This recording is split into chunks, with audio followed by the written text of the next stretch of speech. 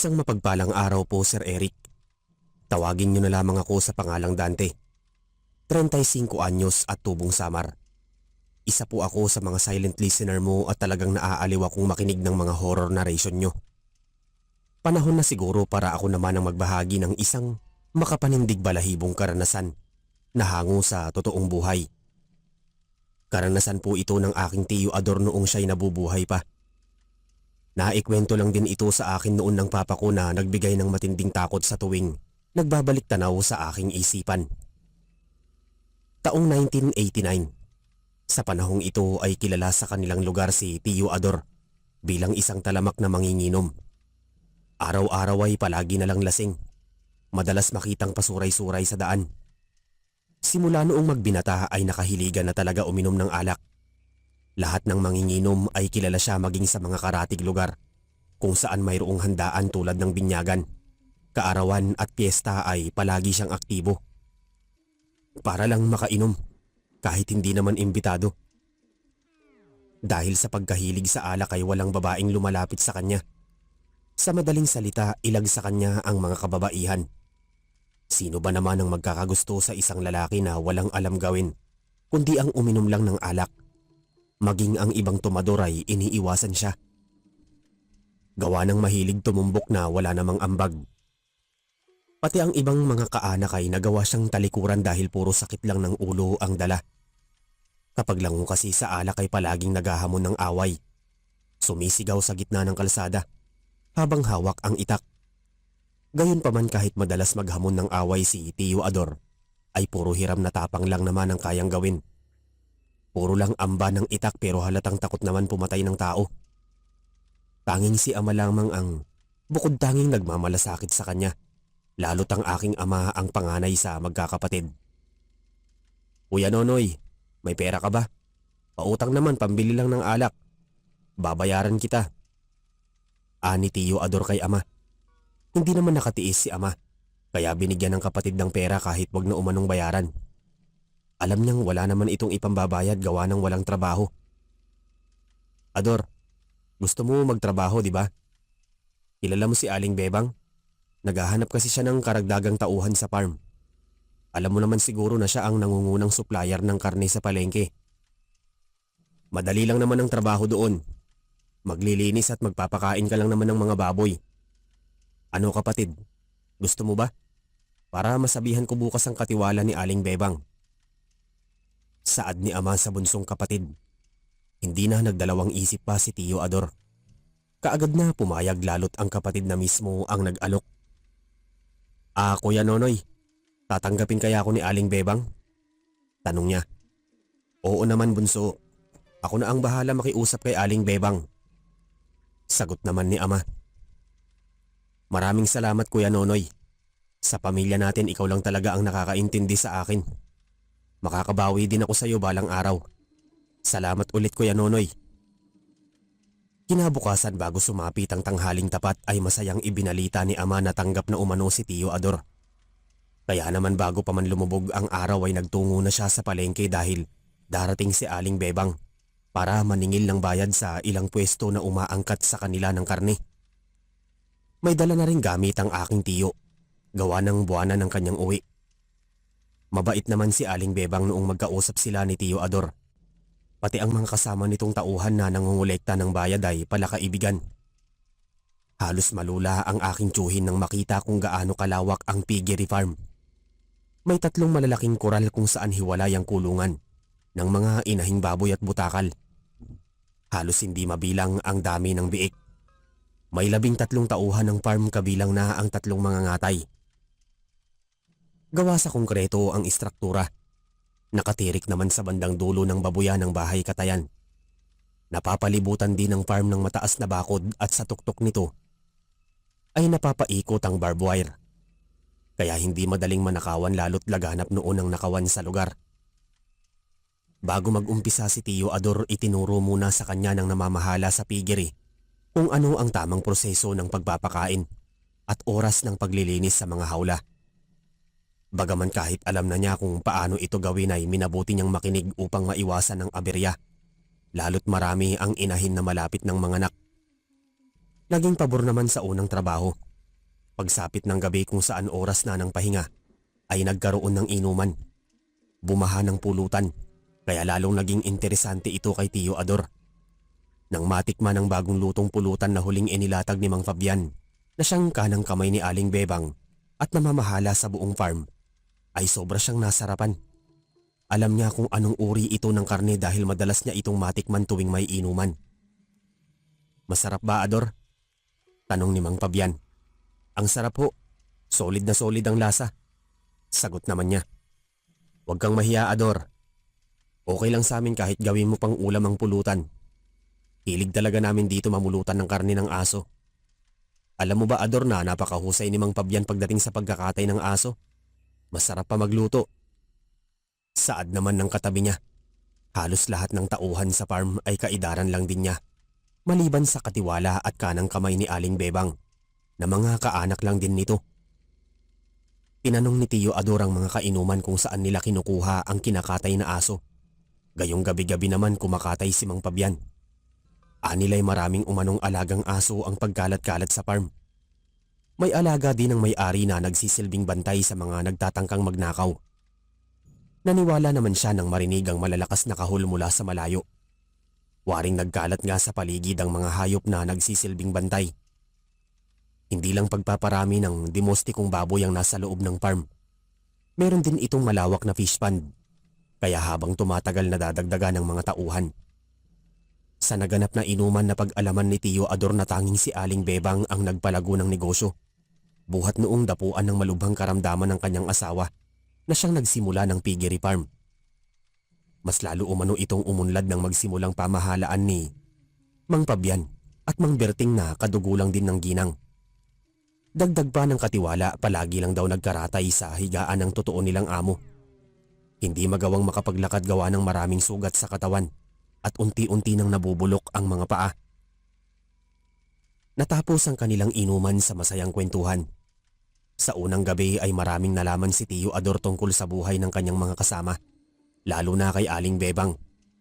Kahit na hindi pa humuhupa ang tama ng alak ay maagang ginising si Tio Ador para sa kanyang unang araw sa trabaho. Kahit masakit pa ang ulo at mabigat ang katawan, ay aligaga niyang nilinis ang maruruming kulungan. Nagpakain sa mga inahin abang ang iba naman ay abala na sa pagkakatay na pinangungunahan ni Mang Berting at Mang Fabian. Ilang pirasong baboy ang nakasalampak sa sasakyan na ihahatid nila sa palengke. Samantalang si Aling Bebang naman ay hawak ang listahan kung ilang kilo ang kailangang isupply sa bawat pwesto. Sa maikling panahon ay tuluyan nang nakabisado ni Tio Ador ang lahat ng gawain, pati na rin ang pagpapakain ng mga isda sa palaisdaan. Ngunit batig niyang siya ang may pinakamaraming trabaho. Ginagawang utusan na ultimo pagbili ng alak at sigarilyo ay siya ang dapat lumabas kahit 10 oras ng gabi. Hindi magawang magreklamo dahil nakakalibre naman siya ng alak. Lumipas pa ang isang linggo ay napapansin niya na tila may kakaiba sa farm tuwing sasapit ang gabi. Nagtataka kung saan ba talaga nanggagaling ang pinupulutan nilang aso na madalas ihain ni Mang Fabian. Sa ilang araw na nagdaan, obserbahan niya na kaunti lang naman ang aso na mismong mga alaga ng may-ari. May ilan namang pagala-gala sa paligid pero hindi naman ito nababawasan. Isa pang nagpapagulo sa kanyang isipan kung saan isinasagawa ang pagkakatay ng aso. Isang araw bandang hapon habang nagpapahinga ang lahat, ay naisipan noon ni Tio Ador maglibot sa farm. Ni minsan ay hindi pa niya ito magawang libutin gawa ng palaging abala sa trabaho. Nung mga oras na yon nasa palengke ang ginang kasama si Mang Fabian.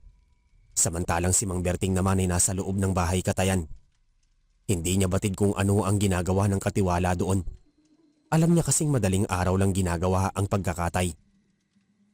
Sa kanyang paglilibot at dala na rin ng kuryosidad, ay naisipan niyang magtungo sa pinagkakatayan para silipin kung ano ang ginagawa ng katiwala. At nang makalapit ay napansin niyang sarado ang entrada, kaya inikutan niya ang likod. Doon ay bahagyang nakabukas ang dahon ng pinto ngunit hindi niya nakita si Mang Berting. Malawak ang loob, puno ng matatalas na bagay na gamit sa pagkatay. Malalaki ang tadtaran at may mga kadenang nakalawit na may hook sa dulo. Nangingibabaw ang lansa ng tuyong dugo. Habang tahimik na sinisilip ang loob, ay biglang nagsalimbaya sa kanyang pandinig ang mahihinang kahol ng aso na nagmumula sa pinakadulo ng farm na medyo magubat malapit sa sapa kung saan diretso doon umaagos ang dumi ng mga hayop. May malaking tubo kasi ang ilalim ng lupa. Pinuntahan niya ang pinagmumulan ng ingay. Sa gitna ng makapal na taniman ng pilapil ay nasipat niya ang isang kulob na bahay na tila sadyang itinayo doon. Nang makalapit ay bumungad sa kanyang paningin ang napakaraming aso na nagsisiksikan sa magkakaibang kulungan. Karamihan dito ay may mga tali pa ang bibig. Mariin niyang sinipat ang kabuuan ng maliit na gusali hanggang sa makita niya si Mang Berting na tahimik na binabalatan ng isang malaking aso. Bahagya pang nakangisi habang mahinay na hinihilap ang balat. Napagtanto niya na pulido ito pagdating sa pagkakatay lalo't may karanasan din sa ganoong larangan. Sir Eric, labis noon nagulat si Tio Ador nang tawagin siya ni Mang Berting kahit na nakatalikod ito. Hindi siya makapaniwala na sobrang talas pala ng pandaman nito kahit nagsisikahulan ng ibang mga aso. "Ador, pasok ka rito. Mas mainam na makita mo ako ng malapitan kung paano kumatay ng aso." Ani Mang Berting. "Pasensya ka na ho, Mang Berting, kung pumunta ako rito nang walang pahintulot." Tugon naman niya. At hindi na nagawang magtanong kung paano nito nalaman na nasa labas lang siya ng pinto, gayong hindi naman ito lumingon. Naisip niya na baka sadya lang talaga matalas ang pandaman nito sa paligid. "Mang Berting, ang dami pala ritong aso." Dagdag pa niya. "Kaunti na nga lang ito. Araw-araw ba naman akong nagkakatay? Mas masarap kasi pulutan ng aso kaysa baboy." "Tama ka ho, Mang Berting. Wala nang sasarap pa sa karni ng aso." "Nga pala, Ador, hindi ba nabanggit ng mga kasama mo na bawal kayo pumunta rito? Sa pagkakatanda ko, nasabi na ito ni Fabian. Tama ba ako?" "Tama ho kayo, Mang Berting.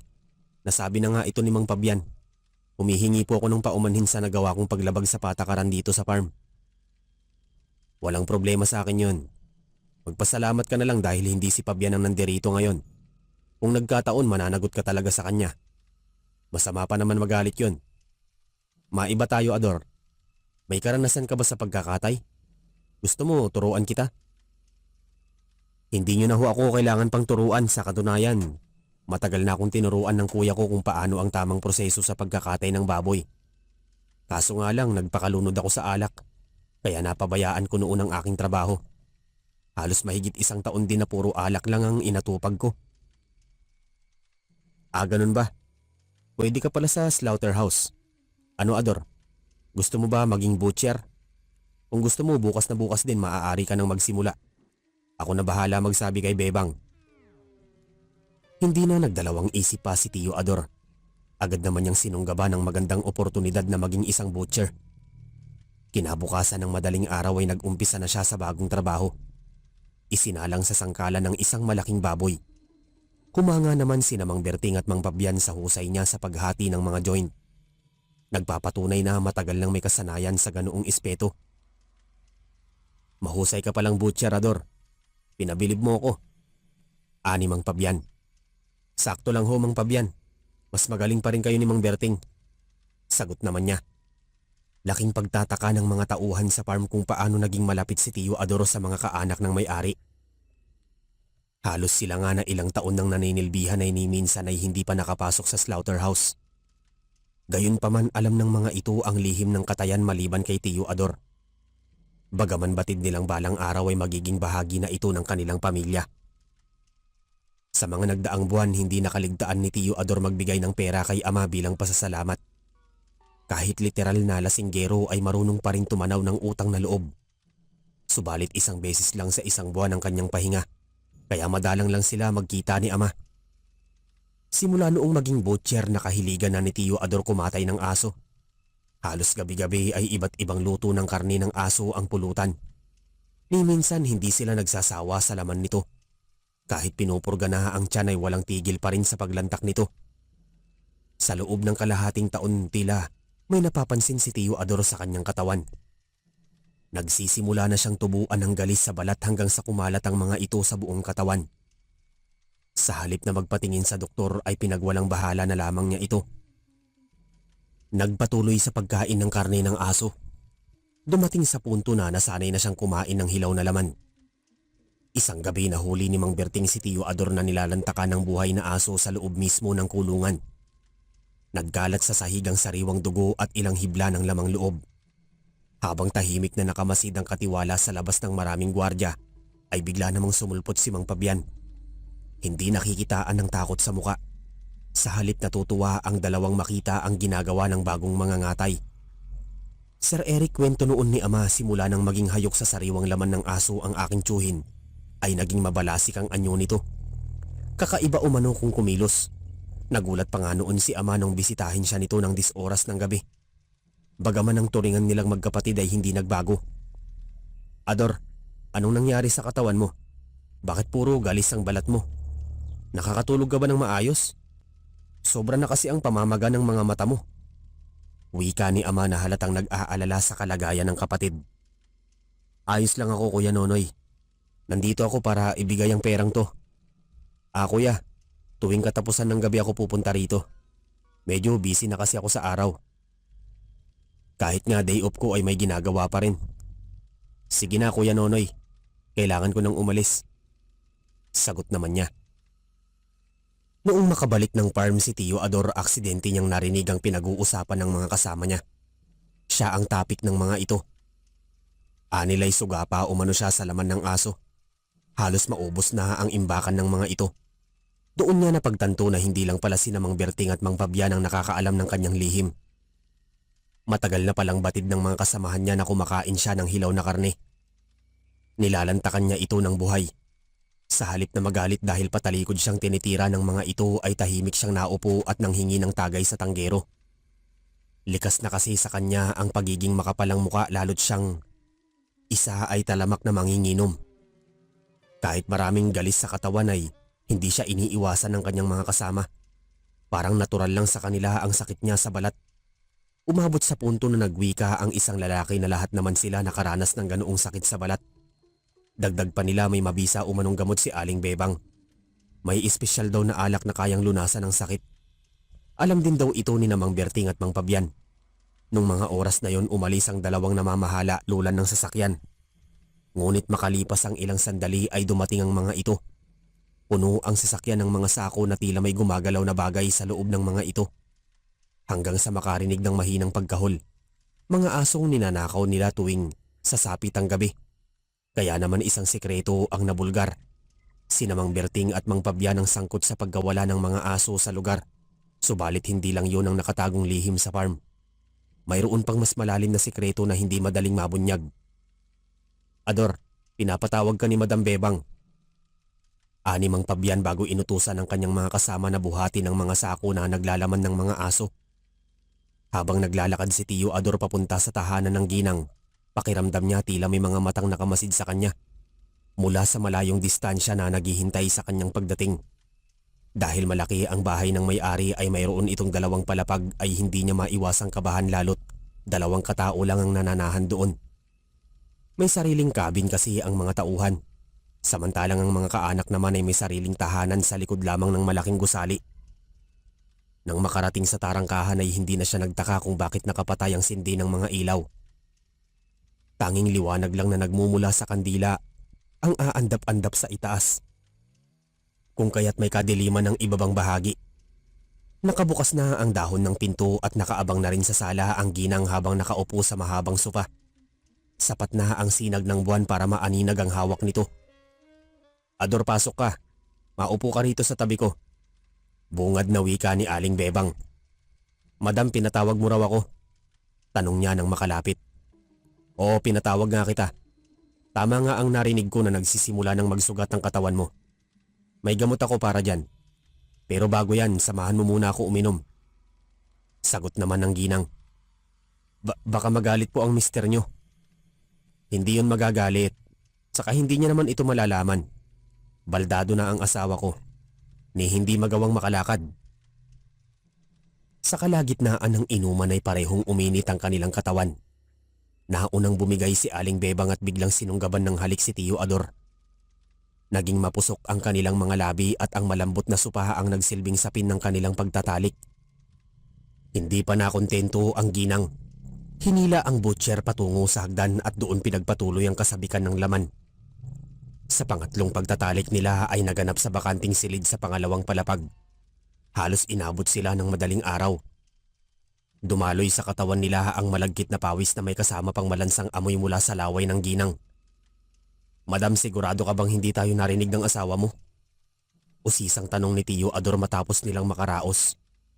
Hindi na lamang sumagot ang ginang bagkus. Hinawakan ng kamay niya at sabay na bumangon sa kama na parehong walang saplot sa katawan. Umabante ng hakbang patungo sa katabing silid. Nang buksan ni Aling Bebang ang pinto ay pumailan lang ang nakakasulasok na amoy na tila nabubulok na bangkay. Gumuhit sa paningin ni Tio Ador ang isang lalaki na bulok na ang katawan. "Nga pala, Ador, siya ang aking mister. Sa palagay mo ba maririnig ba niya tayo? Mag-iisang buwan na siyang patay." Patay na ang asawa mo? Akala ko may sakit lang siya. Alam na ba ito nila Mang Berting at Mang Fabian?" "Oo, matagal na nilang alam. Hindi mo ba ako tatanungin kung ano ang kinamatay niya? Sa bagay kahit na magtanong ka man o hindi ay sasabihin ko sa iyo kung bakit siya namatay. Ako ang may gawa ng lahat kung bakit siya nagkaroon ng malubhang karamdaman. Kaya ako ang pumatay sa kanya." "Huwag mong sabihin na kinulam mo siya." "Tama ka, Ador. Yun nga ang ginawa ko tulad ng ginawa ko ngayon sa'yo. Pero huwag kang matakot dahil hindi ka naman mamamatay. Kaya kong bawiin yan, basta sa isang kondisyon. Maging tapat ka lang sa akin at pagsilbihan mo ko, ayon sa mga kagustuhan ko. Hindi mo pa ako lubos na kakilala. Marami akong kayang gawin bukod sa itim na karunungan. Kaya kitang patayin ngayon sa kinatatayuan mo." Dala ng takot ay walang nagawa si Tio Ador kundi sumang-ayon na lamang at maging sunod-sunuran na parang aso. Lalong nanlamig ang kanyang katawan nung magsimula ng magbaga ang mga mata ng ginang. Dagdagan pa ng nakakapangilabot na tinig na parang boses ng isang halimaw. Isang lumang bote ng alak ang kinuha ni Aling Bebang sa isang istante kung saan maraming nakasalampak na garapon na puno ng iba't ibang insekto. Ang alak ay may kakaibang kulay. Matapang ang amoy at nangingibabaw ang lansa. "Kunin mo itong alak. Ako ang gumawa nito mula sa sarili kong mga sangkap." "Sige na, Ador. Inumin mo ito. Inumin mo tong alak at siguradong agad na gagaling ang iyong mga sugat." Matapos malagok ni Tio Ador ang alak ay kaagad naman niyang naramdaman ang kakaibang hagod sa lalamunan.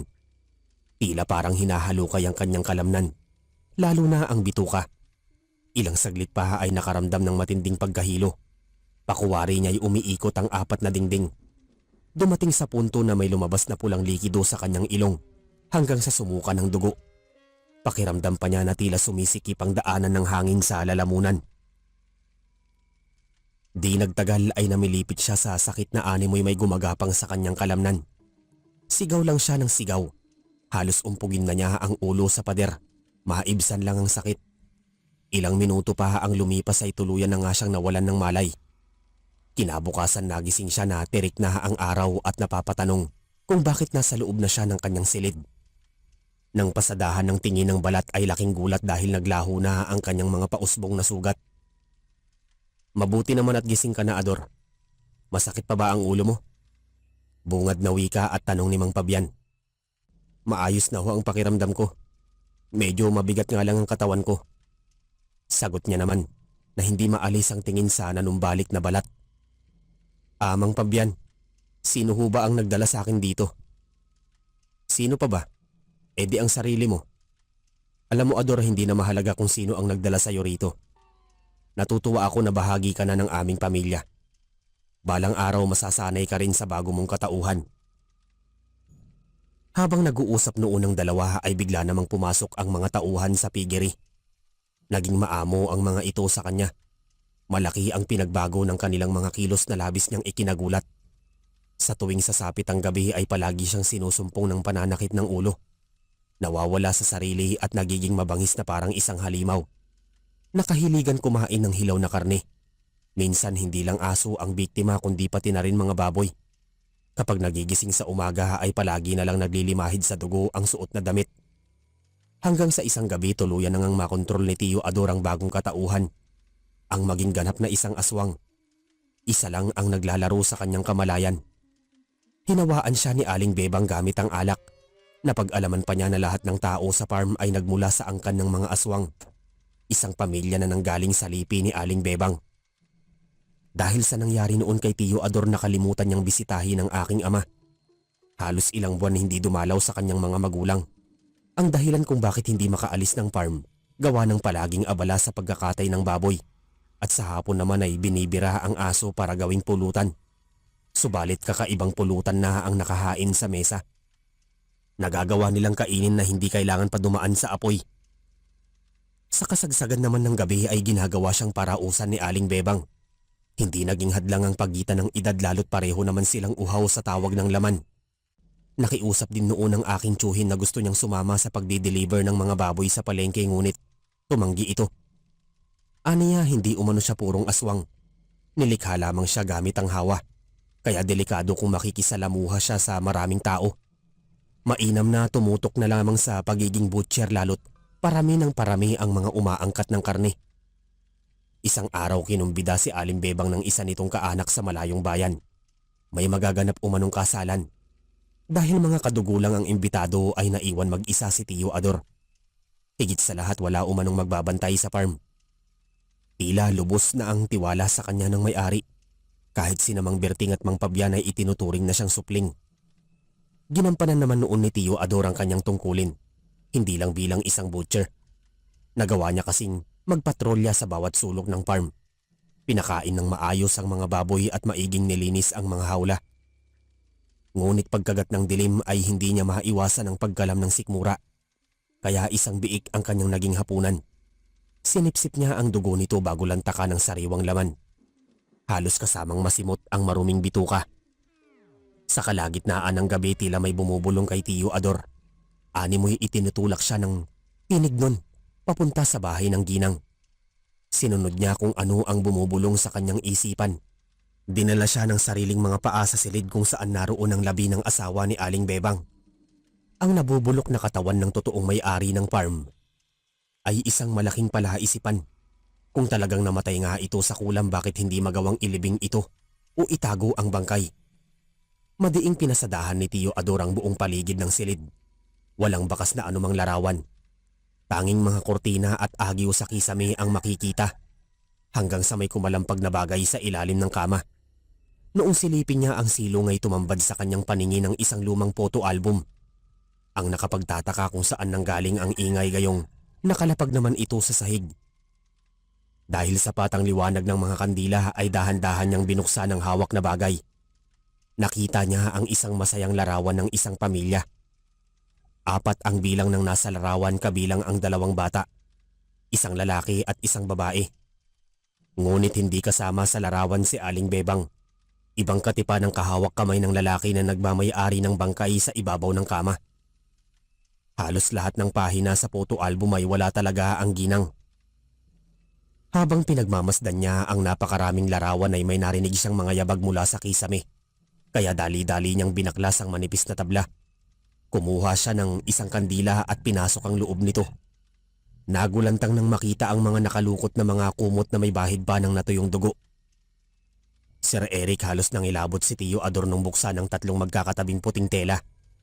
Labi pala ng mga tao ang laman nito.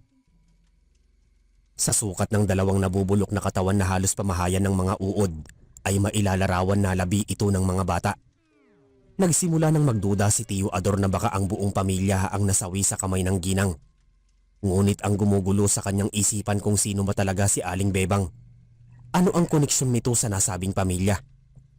Lingid sa kaalaman niya, ang mga kasagutan ay kanina pa pala naghihintay. Dahil pagbaba niya ng kisame ay gumuhit sa kanyang paningin ng mga tauhan sa piggery farm. Nanlilisik ang kanilang mga mata na tila nais siyang sunggaban. Upang maiwasan ang mainit na tagpo ay nagkunwari siyang walang nakita. Subalit hindi niya batid na ang mga tao sa harapan niya ang nagtago sa mga bangkay sa loob ng kisame. Napaaga ata ang uwi niyo. Ano pala ang ginagawa niyo rito? Nauutal niyang wika at pilit na ikinukubli ang kaba sa dibdib. Kami dapat ang magtanong kung ano ang ginagawa mo rito. Ang lakas naman ng loob mong manghimasok dito. Porket wala ang tiyahin namin. Nagulat ka ba, Ador? Tama ang iyong narinig. Lahat kami ay pamangkin ni Tia Bebang. Kapatid din niya si Mang Berting at Mang Pabian. At galing kami sa iisang pamilya. Hindi porket kabilang ka sa aming lipi ay itinuturing ka naming kadugo. Nagkakamali ka, Ador. Pasalamat ka dahil natipuhan ka ni Tiang Bebang, kaya hindi ka namin magawang galawin. Alam mo bang matagal ka namin gustong gawing pulutan? Saad ng pinakamatanda sa magpipinsan. Anong ibig ninyong sabihin? Tanong niya. Ang hina pala ng utak ng lalaking to. Hindi ko na kailangan pang ulitin ang sinabi ko. Nga pala, Ador, siguro naman nakita mo na ang mga bangkay sa kisame. Dahil nalaman mo ang hindi mo dapat malaman ay isa lang ang masisiguro ko. Masasawi ka ngayong gabi. Sapat ng patunay ang bagay na hawak ko para hindi makalabas ang tinatago naming lihim. Dahil mamamatay ka lang din naman ay sasabihin ko na sa'yo ang buong katotohanan. Si Tiang Bebang ay kabit ng dating may-ari ng farm. Magkasosyo din sila sa negosyo. Dahil sa kasakiman ng dati naming amo ay nagawa namin silang patayin. Pagdating ng takdang panahon ng buong angkan na namin ang mamamahala sa farm, sapagkat patay na ang huling sagabal. At ang tinutukoy ko ay ang bangkay na nandirito sa ibabaw ng kama. Mahabang paliwanag ng isang lalaki bago sila nagpalit anyong halimaw. Dahil sa alinlahi lang si Tio Ador ay malayo ang agwat ng kanilang lakas. Para siyang pusa na makikipaglaban sa mababangis na tigre. Bago pa man siya maging ganap na aswang ay sinunggaban na siya ng mga ito. Paulit-ulit na bumaon sa kanyang katawan ng matutulis na kuko ng kalaban. Halos mapuno ng kalmot ang kanyang balat at muntikan pang maputulan ng ulo. Kahit naliligo sa sariling dugo ay sinubukan pa rin niyang lumaban upang maiwasan ang napipintong kamatayan. Dahil nasa kritikal ang kanyang kalagayan ay nagawa niyang tumalon sa bintana kahit na may kataasan. Hindi na ininda ang sakit ng mga bubog sa nabasag na salamin. Tumakbo palabas ng farm, bagamat tinugis pa rin siya ng mga ito. Gawa ng gusto pa niyang mabuhay ay ibinuhos niya ang natitirang lakas para makalayo sa lugar. Noong marating ang hangganan patawid sa kabilang bayan, ay doon na siya nakahinga ng maluwag, sapagkat huminto na sa paghabol ang nais siyang paslangin. Naliligo sa sariling dugo si Tio Ador nang marating ang bahay ni Ama ng madaling araw. Balak sana noon ng aking ama na dalhin siya sa pagamutan ngunit tumanggi ito. Doon ay naikwento niya ang nakatagong lihim sa farm, lalo na sa tunay na pagkatao ni Aling Bebang. Halos magimbal si Ama nung malaman na ganap na ring aswang ang kanyang kapatid. Mabilis namang gumaling ang mga sugat ni Tio Ador gamit ang sariling laway. Ngunit pagkalipas ng 3 araw ay binawian din ito ng buhay. Namatay ng walang sugat sa katawan. Bigla na lang umano huminto ang pagtibok ng puso. Sa pagkasawi ni Tio Ador ay nasaksihan ni Ama at ng buong pamilya ang napakaraming linta na nagsilabasan sa bibig, ilong at tenga ng namayapa. Batid nila na hindi lang basta kulam ang ikinamatay ni Tio Ador, kundi isang malakas na barang. Upang maprotektahan ni Ama ang sarili at ang aming pamilya, ay hindi na lamang niya ipinaggalat sa iba ang kanyang mga nalaman tungkol sa mga sinabi ng pumanaw na kapatid. Lalo't nagsimula na siyang bumuo ng sariling pamilya. Hindi pa kasi ako ipinanganak nung mga panahong yun. Dahil sa pananahimik noon ni Ama ay hindi siya ginalaw ni Aling Bebang. Kinalaunan naglipat siya ng tirahan na bahagi pa rin ng Samar. At sa bagong kanlungan ay doon ako isinilang ng aking ina bilang bunso sa magkakapatid. Hanggang dito na lamang po ang aking kwento, Sir Eric.